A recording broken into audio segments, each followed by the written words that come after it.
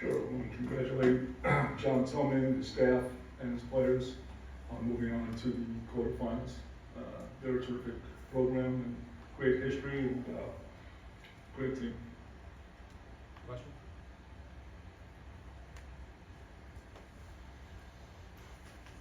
John, just what do you think, beyond simply the possession disparity in the second half, kind of tilted things there for as the fun run?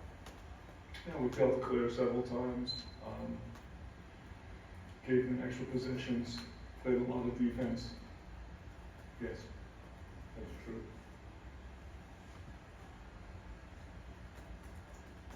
Coach, the face-offs in the second half, they were 11-14. In the first half, they were 9-15. Is that the reason that the second half turned for them? Yeah, a little bit, in terms of momentum and how it feels, the intangibles. I would agree, but they outplayed us there. They outplayed us in the goal. They outplayed us on the ground. They were the better team today, for sure. John, the goal that they got late in the third quarter, Brennan has a shot clock. Did you think about throwing a flag on that play? It looked like that was really close with the shot clock. We have no way of knowing. We don't have the technology. That's where our iPads are synced to the shot clock. So at that point, I didn't want to waste a timeout if it wasn't a loss. If it was a good goal, then we would have wasted a timeout.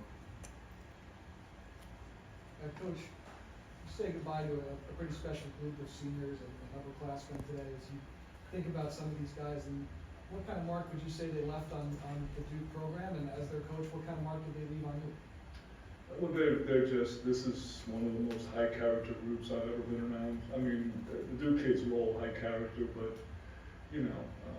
they have upheld the tradition of 100% graduation rate. Nobody transfers out.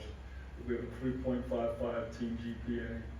So by any standard of measurement, this is a lacrosse game, these guys are gonna go out and do great things.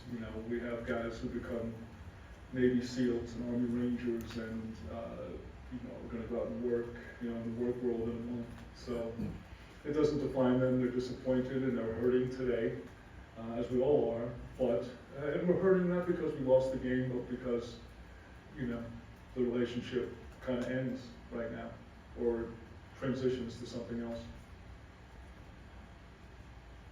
You looked kind of frustrated with the administration, I guess, of their replay challenge.